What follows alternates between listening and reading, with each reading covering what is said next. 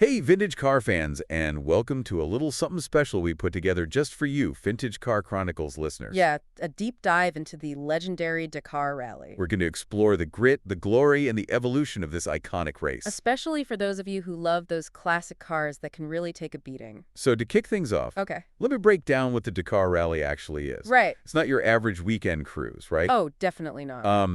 We're talking about a marathon rally raid. Okay. Which basically means it's an off-road endurance race. Yeah. Picture this, thousands of kilometers, weeks of driving through unforgiving deserts, mountains. Oh, wow. Everything in between. Yeah. It's a true test of machine and human limits. Pushing it to the limit is an understatement. We're sure. And this wild ride all started back in December 1978, Yeah. thanks to a fella named Thierry Sabine. Right. It's not just a race, it's an event. Totally. With a history as big as the terrain it covers. Absolutely. Right from the start, the Dakar attracted just this crazy mix of people. Really? Seasoned rally champions in their high-tech machines, alongside everyday adventurers and whatever they could get running. Wow. It's always been about that human spirit just as much as the horsepower. I love that. Okay, let's talk about those early years, say from 1979 to 1981. Yeah. There were some pretty wild stories and unexpected winners. Right? Absolutely. Take the very first race in 1979. Okay. Cyril Neveu, Okay. on a Yamaha motorcycle, took the win. Okay. But he called himself a poireau back then, which is French for leak. What? Basically a rookie. Oh. Pretty funny considering he went on to become a Dakar legend. I love that. From rookie to legend in one race. That's amazing. Yeah. But here's a real head-scratcher. A Range Rover actually won the car category that year. Yeah. Even though they came in 4th overall. Right. That's got to be a Dakar-only kind of situation. You're telling me it speaks to just the Wild West, anything-goes atmosphere of those early days and how the unexpected could and often did happen. Wow. So did anything else crazy happen? Oh, yeah. Then in 1980, Okay. Neveu won again, Oh, wow. but this time Really? on a private Yamaha. Wow. No big factory team backing him. So cool. Talk about an independent spirit. Yeah, that's incredible. It's like the little engine that could. Did we see trucks competing yet in those early years? You bet. Really? In 1980, we had our first truck winner. Oh, wow. A Sonicome driven by Adequat Bukrif and Kaula. Wow, what a team. It's amazing to think about those early trucks tackling the Dakar. I bet. Now, 1981 is often described as one of the most thrilling years. It was. With huge crowds and this insane mix of vehicles showing up. Right.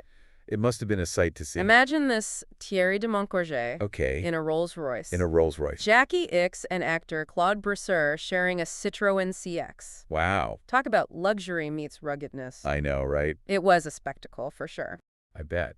But a quote from Michel Merrill that year really caught my eye. Yeah. He said, "The track is like the sea. If you don't fear it, it's bad.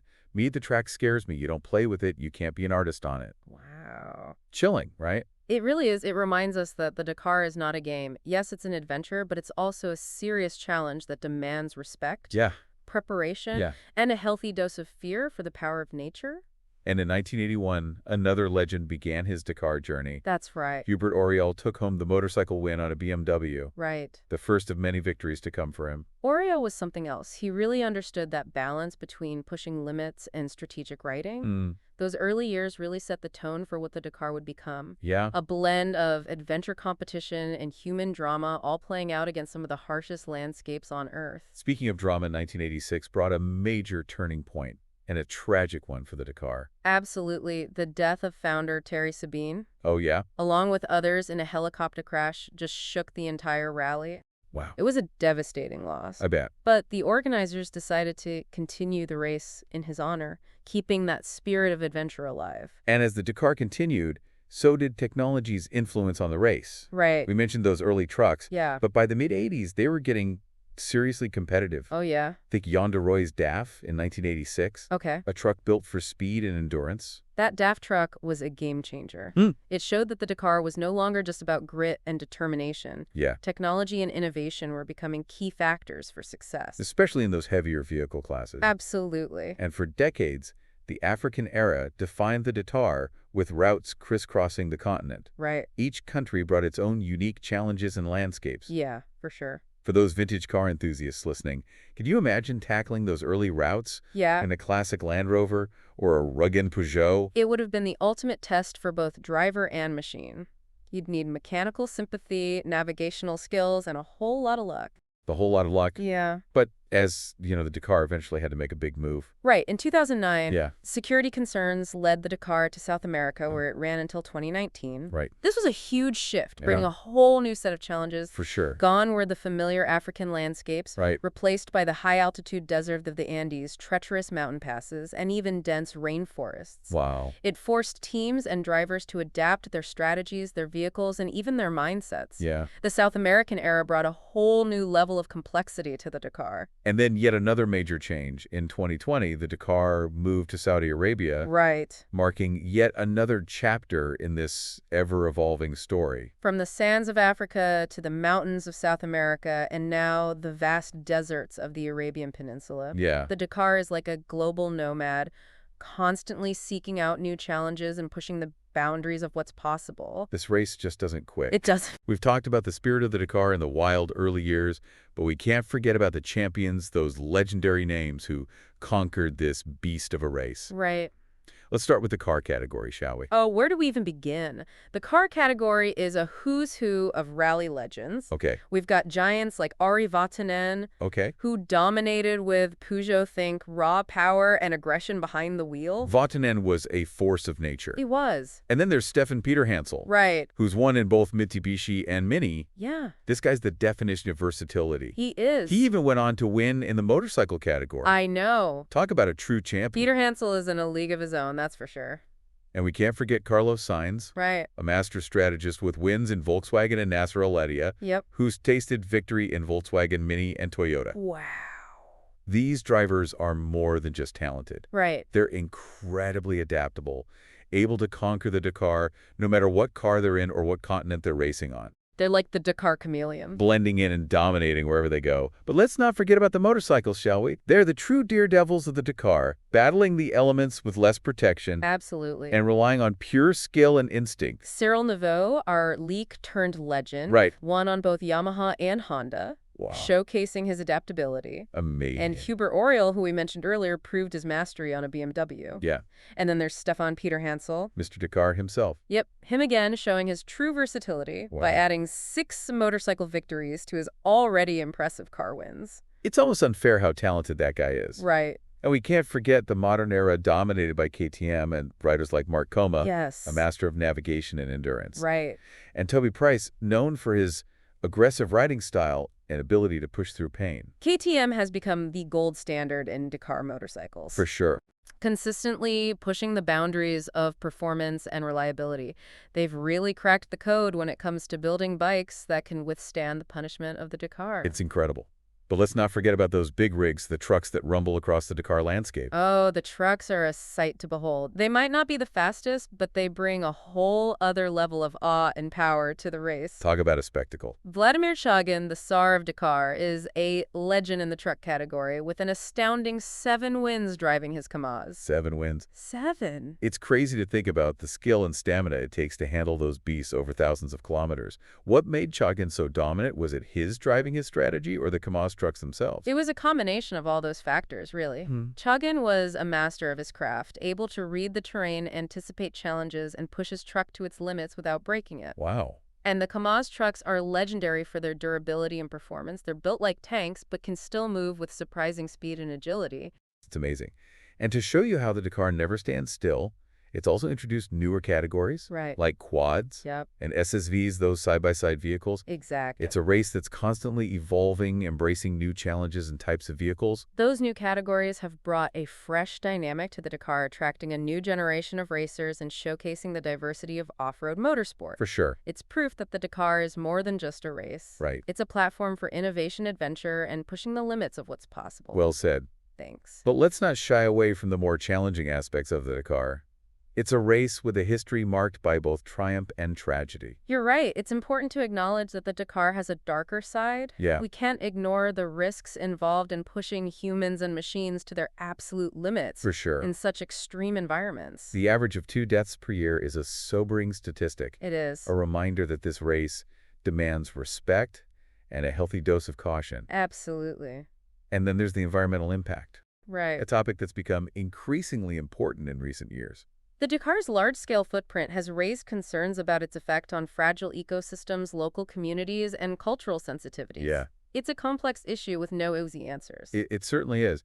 But the organizers haven't ignored these concerns. They've implemented various safety measures, highlighted their humanitarian efforts, and emphasized environmental initiatives For sure. like waste management and carbon offsetting projects. They've been working to find a balance between the thrill of the race and the responsibility minimizing its impact. Right. But the debate about the Dakar's overall impact continues. It does. It's a conversation we need to have as we consider the future of motorsports and our relationship with the environment.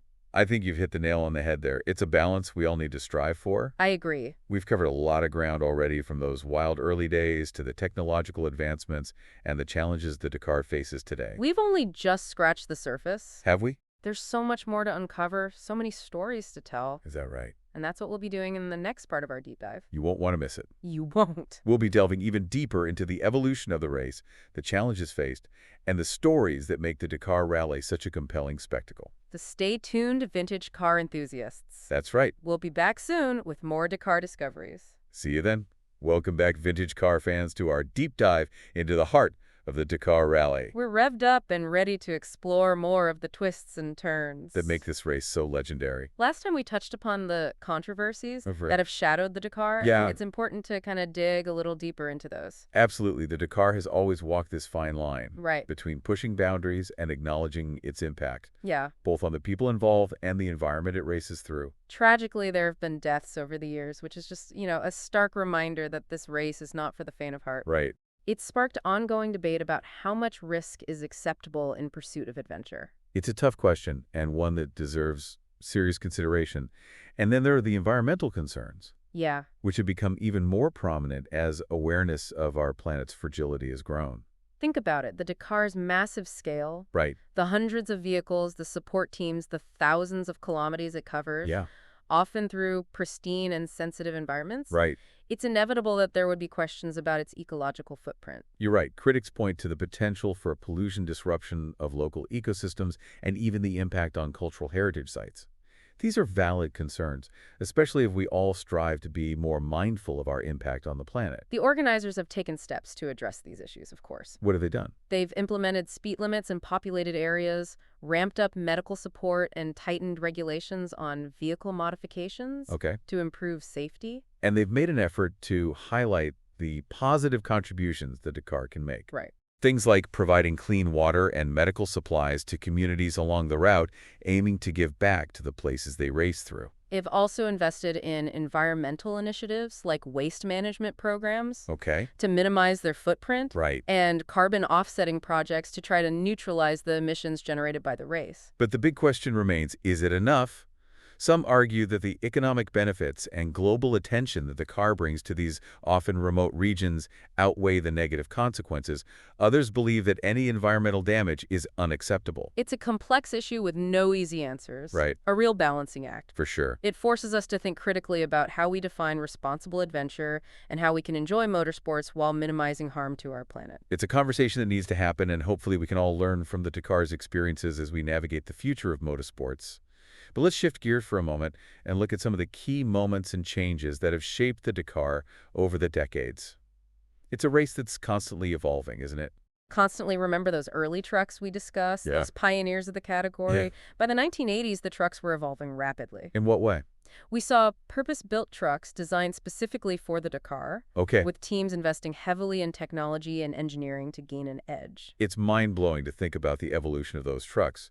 They're practically mechanical marvels, aren't they? Able to withstand those brutal temperatures, navigate that treacherous terrain, and carry all the supplies needed for weeks on end. It takes a special breed of driver to handle those behemoths. For sure. Think about it. They need the strength and stamina to wrestle those trucks across tough landscapes, Yeah. but also the finesse and precision of a rally driver to handle them at speed. It's an incredible skill set, and as the trucks evolved, so did the race itself. Organizers were constantly tweaking things Right. to keep the Dakar fresh and challenging. They tinkered with the rules, adjusted the routes, introduced new navigation systems, and implemented stricter safety regulations. Oh, wow. They even experimented with different starting formats, Really? all to keep the teams and drivers on their toes. It's like they were playing a game of chess, with the race itself trying to anticipate every move and countermove.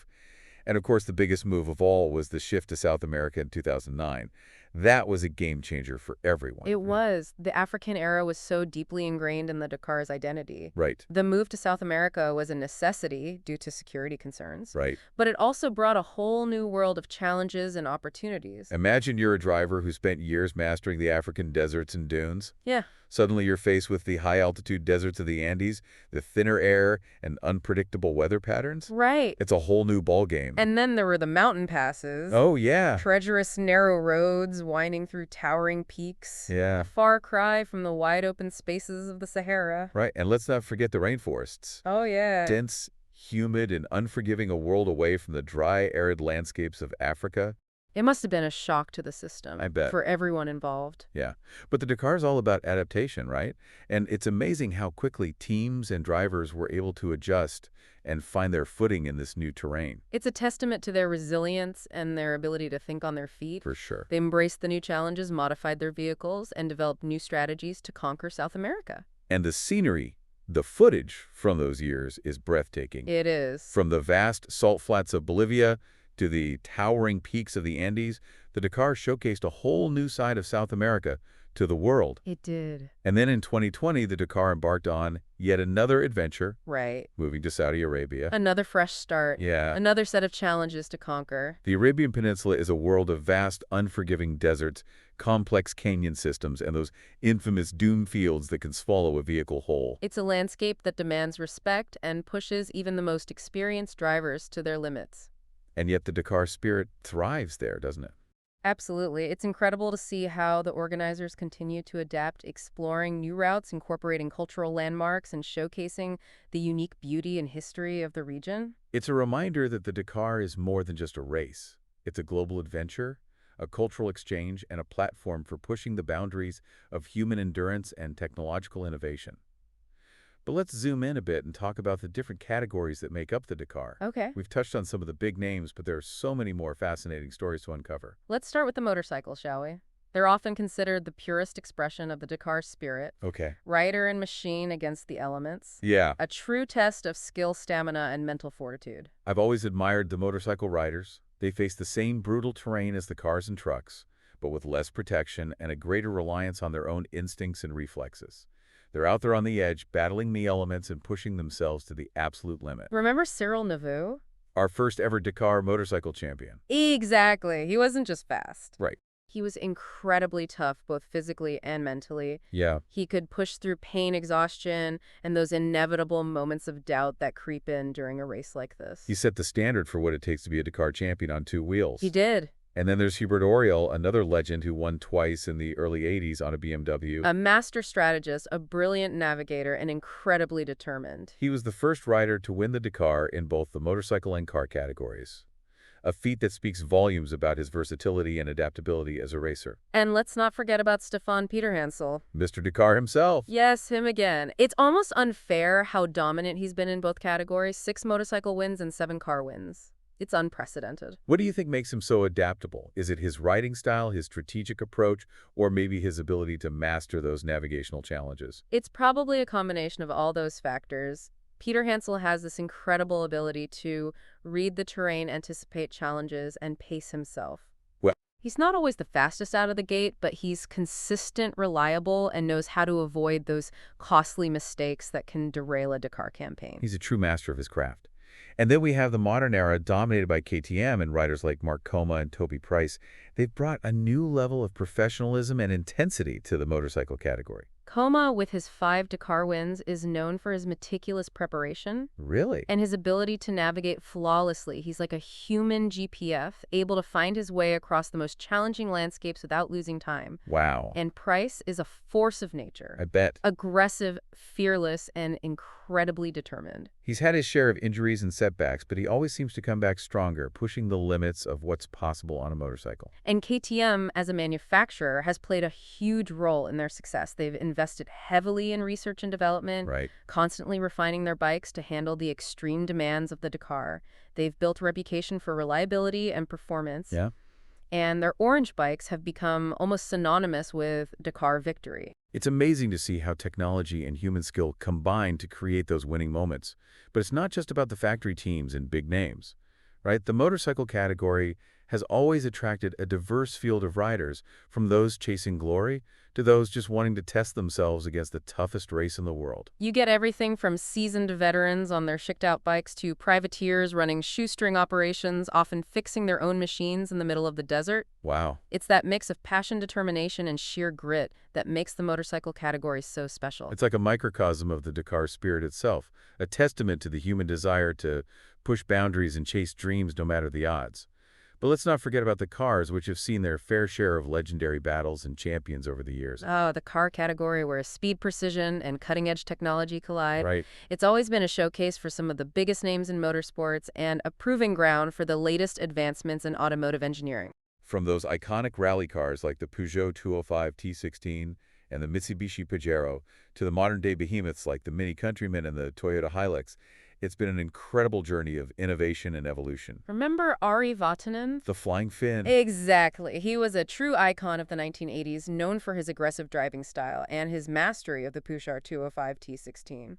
He was a showman behind the wheel, I bet. always pushing the limits and thrilling the crowds. His battles with rivals like Jackie Ickx and Juha Kankkunen were legendary, those duels in the desert that pushed both man and machine to the absolute limit. Those were the days. And then we had the rise of Mitsubishi, a force to be reckoned with for over a decade. Right? Their Pajeros were the epitome of reliability and performance. Yeah. And their drivers, like Kenjiro Shinizuka and Stéphane Peterhansel, were masters of consistency and strategy. They turned the Dakar into a science, meticulously planning their routes, managing their pace, and avoiding those costly mistakes that can ruin a campaign. And you can't talk about Mitsubishi without mentioning their incredible run of victories, 12 wins in 13 years. A dynasty for sure. But like all dynasties, their reign eventually came to an end. Volkswagen emerged as a serious challenger in the late 2000s, with Carlos Sainz leading the charge in their Touareg. Sainz brought a new level of intensity and focus to the Dakar. He was known for his meticulous attention to detail, his tireless work ethic, and his refusal to accept anything less than victory. He wasn't the flashiest driver, but he was incredibly effective. And the Touareg was a game changer, wasn't it? Yeah. One of the first Dakar cars to feature advanced diesel engines and sophisticated navigation systems. It represented a shift towards a more technological approach to the race. It was like a rolling computer packed with sensors and data that allowed the team to optimize performance and make those crucial strategic decisions on the fly. And then we had Mini's incredibly successful run in the early 2010s with Stéphane Peterhansel. Mr. Carr again. Yes, him again adding to his already impressive trophy cabinet.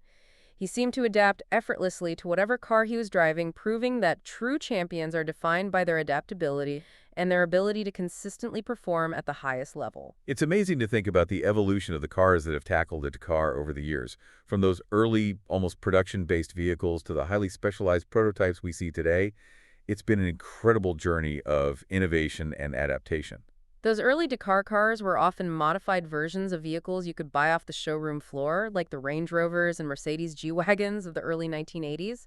They were tough, reliable, and capable, but they lacked the specialized features and performance of today's purpose-built Dakar machines. It was a different era, wasn't it? More about grit and determination than outright speed and technology. Right. But as the Dakar evolved, so did the cars. We saw the rise of turbocharged engines, advanced suspension systems, and sophisticated navigation equipment, all pushing the boundaries of what was possible in off-road racing. And for those vintage car enthusiasts listening, it's fascinating to think about how those innovations trickled down to the cars we drive today. The Dakar has always been a testing ground for new technologies and a driver of progress in the automotive industry. It's true. Those advancements in suspension technology, tire design, and engine management systems that were developed for the Dakar have made their way into the SUVs and off-road vehicles we see on the roads today. But let's not forget about the giants of the race, the trucks that rumble across the Dakar landscape with their own unique brand of power and spectacle. Ah, the trucks. They might not be as fast or agile as the cars and motorcycles, Right. but they bring a whole other level of awe and excitement to the Dakar. Watching those massive trucks contour sand dunes, navigate rocky canyons, and power through those seemingly impassable obstacles is truly a sight to behold. And the drivers are just as skilled and courageous as their counterparts in the other categories, maybe even more so. Remember Vladimir Chaikin? The Tsar of Dakar. Exactly. He was a legend behind the wheel of his mighty Kamaz truck, racking up an incredible 7 wins and dominating the category for years. 7 wins, that's a testament to both his driving skills and the incredible durability and performance of those Kamaz trucks. Chedjan was a master of his craft. He could read the terrain like a book, anticipating changes in the surface, adjusting his speed and approach accordingly. Wow.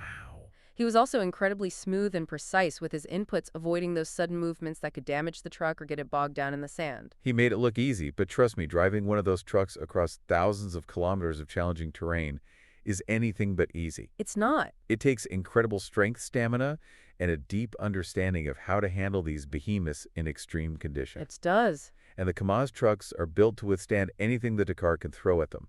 They're known for their robust construction, powerful engines, and advanced suspension systems that allow them to soak up the bumps and keep moving.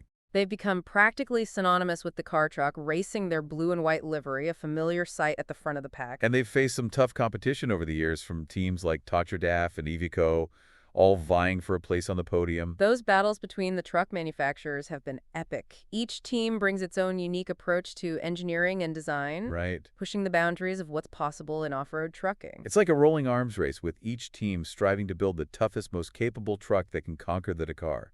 But it's not just about winning, right? The truck category is also known for its spirit of camaraderie and teamwork. It's true, it's not uncommon to see trucks stopping to help each other out with repairs. Really? Or even towing a stranded competitor out of a tough spot. There's a sense of mutual respect and understanding among the truck drivers, Okay. a recognition that they're all in this together, facing the same challenges and pushing themselves to the limit. It's that spirit of cooperation and sportsmanship that really sets the Dakar apart from other motorsports events. It's a competition, yes, but it's also a community, a group of people from all over the world united by their passion for adventure, their willingness to push boundaries, and their respect for the incredible machines they pilot. And that spirit extends to all the categories, from the motorcycles and cars to the trucks and those newer additions like the quads and SSVs. The Dakar Rally is a melting pot of cultures, backgrounds, and ambitions, For sure. all converging on a single goal: Right. to conquer the toughest race on Earth. And along the way, they create stories, forge friendships, and test the limits of human endurance and ingenuity.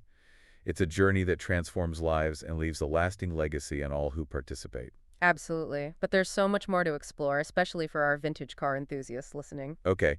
We'll be back with the final part of our Dakar deep dive, Okay. where we'll uncover some of the lesser-known stories, Right. those unsung heroes, and those incredible technological advancements that have shaped this legendary race. Don't miss it. You won't? We'll be back soon with more Dakar discoveries just for you. Welcome back, fellow vintage car enthusiasts, to the final stretch of our Dakar Rally deep dive.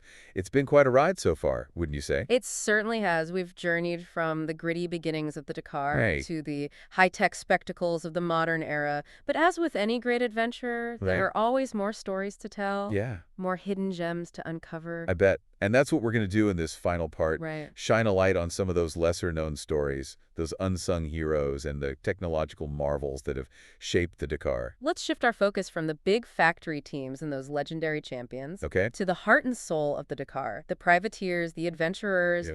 those individuals who tackle this incredible challenge with limited resources and a whole lot of heart. These are the folks who might be driving a beat-up old Land Rover, a cobbled-together buggy, or even a vintage car that looks more at home in a museum than racing across the Sahara. They might not be competing for podium finishes, Right. but their stories are just as compelling, filled with resilience, ingenuity, and a pure love for the challenge. I bet. They embody the true spirit of the Dakar. Okay. A spirit that's about pushing personal boundaries, overcoming adversity, and proving that with enough determination, anything is possible. One story that comes to mind is that of Philippe Hayat, a journalist, Okay. Jean-Pierre Domblaid's a teacher, and Daniel Noland, a technician. Okay. Back in 1981, Right. they decided to tackle the Dakar in a vintage Renault KZ11 CV. What's so special about that, you ask? I don't know. Well, it was the same model that had completed an epic journey from Oran to Cape Town back in 1927. Wow. Talk about honoring history. They weren't just racing the Dakar, they were paying tribute to those early pioneers of automotive adventure,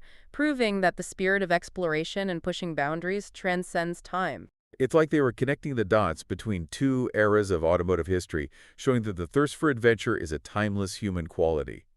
And they weren't the only ones with a unique ride that year. Cyril Neveu, brother of motorcycle legend Cyril, entered the rally in a Range Rover. It seems the Dakar spirit runs in the family. It certainly does. And speaking of family, the Dakar has always been a melting pot of cultures and backgrounds. Absolutely. In 1981, we saw 6 women take on the challenge, including names like Nicole Maitrot, Marie-Claude Loreto, Patricia de Keyser, and Rie Ertaud. Wow. They were pioneers paving the way for future generations of female racers to compete in this grueling event. They were breaking down barriers in a sport that was traditionally dominated by men, proving that the Dakar is a challenge that transcends gender, a test of human endurance and willpower that's open to anyone with the courage to take it on. Absolutely. And let's not forget the media's role in capturing and sharing the Dakar stories with the world. Back in 1981, RTL Radio became the first media outlet to cover the race live, Oh, wow. with Max Manier broadcasting nightly updates from his Toyota Land Cruiser. Imagine that sitting in your living room listening to the crackle of the radio. Yeah. As Max Manier paints a picture of the day's challenges, the triumphs, the heartbreak, and the sheer drama of the Dakar unfolding thousands of miles away. It was a groundbreaking moment, bringing the Dakar into the homes of millions and fueling the imagination of a generation of adventure seekers. Totally. And as technology has advanced, so has our ability to experience the Dakar. Right. From those early radio broadcasts to today's live streaming social media updates and onboard cameras that give us a driver's eye view of the action, we're now more connected to the race than ever before. It's incredible how technology has shrunk the world, allowing us to follow the Dakar in real time no matter where we are. We can cheer on our favorite drivers, share in their triumphs, and feel their pain when things go wrong. It's created a global community of Dakar enthusiasts For sure. who share a passion for this incredible event, but beyond the human stories, Right. the Dakar has also been a catalyst for technological innovation, Okay. pushing manufacturers to develop vehicles that can withstand the most extreme conditions imaginable. It's like a giant rolling laboratory for automotive engineering. It is. From those early days of modified production cars to the highly specialized prototypes and trucks we see today, the Dakar has constantly pushed the boundaries of what's possible, Absolutely. forcing engineers to think outside the box and come up with solutions to problems that most people never even dream of. Remember how we talked about the rise of turbocharged engines in the 1980s? Yeah, Well, the Dakar played a significant role in that development. really. Manufacturers like Peugeot, Citroën, and Mitsubishi used the race as a high-stakes testing ground, Right. pushing their turbocharged engines to the limit and using the data they collected to refine their designs and improve their performance. It's fascinating to think about those early turbocharged cars blasting across the Sahara, their engines screaming under the strain, the drivers wrestling with the wheel as they navigate those treacherous dunes. It was a crucible of innovation, a place where ideas were tested and refined under the most demanding conditions. And those advancements eventually trickled down to the cars we drive today, didn't they? Turbochargers are now commonplace in everything from small hatchbacks to high-performance sports cars, all thanks in part to the lessons learned in the unforgiving world of the Dakar Rally. It's a perfect example of how motorsports can drive innovation that benefits the entire automotive industry. Absolutely. And it's not just about engines, is it? The Dakar has also been instrumental in developing advanced suspension systems, tire technology, and navigation equipment that we now take for granted in our everyday vehicles. Think about the challenges of navigating through vast deserts where landmarks are few and far between. Yeah, The Dakar forced manufacturers to develop more robust and reliable navigation systems, right. leading to the sophisticated GPS systems we rely on today. And those suspension systems designed to handle the bone-jarring bumps and jumps of the Dakar have evolved into the smooth, comfortable rides we enjoy in our modern SUVs and off-road vehicles.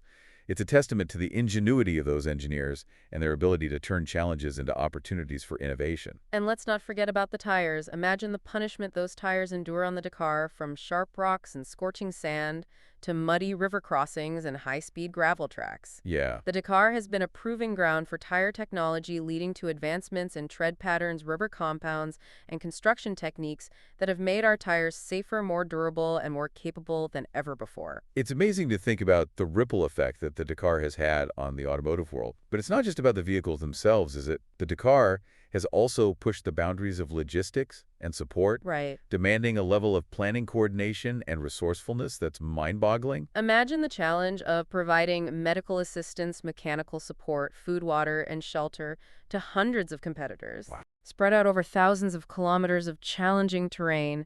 It's a logistical nightmare, a test of human ingenuity and adaptability that's as daunting as the race itself. It's like a giant moving city constantly on the move, setting up and breaking down camps, transporting equipment, and coordinating a complex network of support vehicles that can reach even the most remote corners of the race route. And they have to be prepared for anything. Really? Medical emergencies, mechanical breakdowns, sudden changes in weather, and even the occasional political or social upheaval. It's a testament to the skill and dedication of the Dakar organizers, the support crews, and the medical team that this event runs as smoothly as it does. It really is. They're the unsung heroes of the Dakar, working tirelessly behind the scenes to ensure the safety and well-being of the competitors and the smooth running of the race. And as technology has advanced, so have the tools and techniques used to support the Dakar. Today we have helicopters, drones, satellite communications, and sophisticated tracking systems that provide real-time monitoring and assistance, Yeah. making the race safer and more efficient than ever before. It's incredible to see how technology has transformed the Dakar, Right? allowing organizers to respond more quickly to emergencies, track the progress of the race with greater accuracy, and provide a more immersive experience for fans around the world. Yeah. But at its core, the Dakar remains a race against oneself, a test of human endurance, and a celebration of the spirit of adventure. It's a reminder that we're capable of achieving incredible things. Yeah, When we push ourselves beyond our comfort zones, embrace challenges, and never give up on our dreams. absolutely. It's a testament to the power of the human spirit and the boundless possibilities that exist when we dare to venture into the unknown. Well said. It's been a fascinating journey, hasn't it? It has. From those early days of grit and determination to the technological marvels of the modern era, the Dakar Rally continues to captivate and inspire us. It does. A reminder that the human spirit knows no bounds and that adventure is always out there waiting for those who dare to seek it. And it's been an absolute privilege to share this journey with you, our fellow vintage car enthusiasts from Vintage Car Chronicles. We hope you've enjoyed this deep dive into the heart and soul of the Dakar Rally. We've loved putting this deep dive together for you, and we hope you've enjoyed listening. Remember, Vintage Car Chronicles is a daily show, so be sure to subscribe and join us for more exciting automotive adventures. Until next time, keep the spirit of the Dakar alive in your hearts, and never stop exploring.